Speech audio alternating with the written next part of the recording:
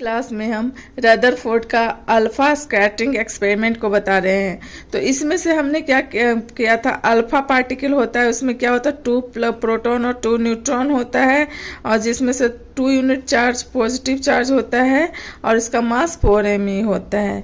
तो उन्होंने सबसे पहले क्या किया, अल्फा पार्टिकल, इसमें रेडियो एक्टिव पोलोनियम लिया। पोलोनियम मेटल होता है जिसे लिया जो रेडियो एक्टिव होता है, और इसमें बहुत ज़्यादा अल्फा पार्टिकल होता है। अल्फा पार्टिकल होता है बहुत फास्ट मूव करता है, और इसमें क्या किया, इसको लेड के कंटेनर से इसे ढक दिया, और उसको ढकने के बाद एक छोटा सा होल कर दिया उसमें, और एक साइड से उससे एक बहुत बड़ा सा, ये समझिए कि छोटा सा न्यूक्लियस है, छोटा सा एटम है, और एक बड़ा सा एटम इसमें लिया गया जिसमें ZNS है, और उसमें क्या किया, एक गोल्ड फॉइल लिया गया। गोल्ड फॉइल आप समझते हैं बड़ा होता है, ये U79 होता है एटॉमिक नंबर, तो ये बड़ा होता है इसका एटॉमिक नंबर, तो एटम भी बड़ा होगा।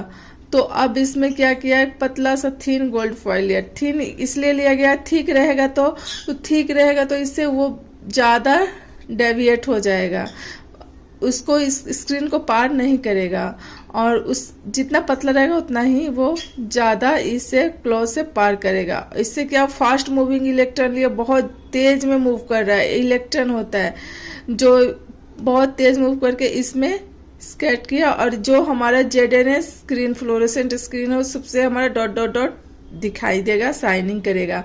उसके बाद उन्होंने क्या किया, इससे देखा गया कि बहुत सारे जो अल्फा पार्टिकल है, रे है, इससे पास कर जा रहे हैं। तो इससे हमारा ये पता चला कि मोस्ट ऑफ द एटम का जो होता है स्पेस होता है एम्प्टी होता है, यानी वैकेंट होता है, उसे आसानी से इलेक्ट्रॉन पास कर सकता है।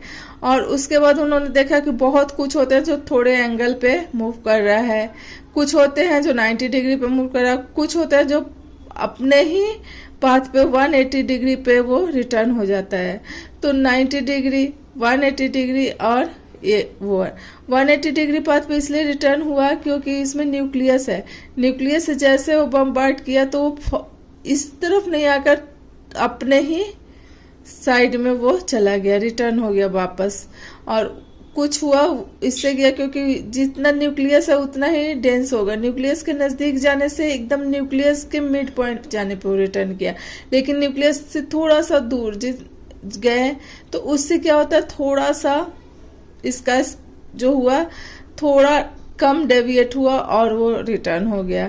तो इस तरह उन्होंने पाया कि एटम का स्पेस वैकेंट होता है, उसमें एक न्यूक्लियस होता है जिसपे चार्ज तो 0 होता है पर मास होता है 1 यूनिट, और जिससे कोई भी पास करेगा, क्रॉस करेगा, बम्बार्ड करेगा कोई भी एटम, तो उस इलेक्ट्रॉन, एटम का इलेक्ट्रॉन, तो उससे वो वापस अपने ही पाथ पर रिटर्न हो जाएगा।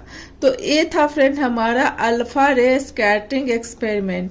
अब इसका हमारा कुछ प्रॉब्लम है जो नेक्स्ट क्लास में हम बताएंगे। Thank you.